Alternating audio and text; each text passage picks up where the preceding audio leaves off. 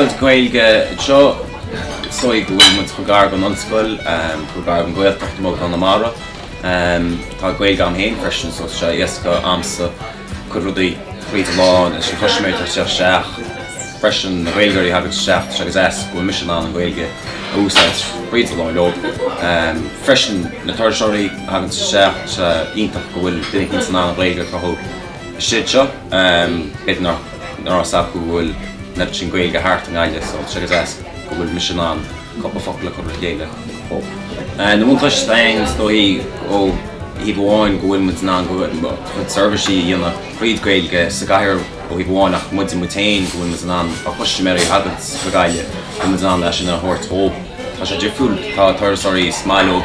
rudí hín difriúil bhar hart séanta go Gailge héin maiáil bhfuil se chu éascaine a chrochú buntuairiseirí agus ní se néile teile ní se néile teile an dam, so stéint a chuine a bheith anna sin íonna ó lá an Gailge.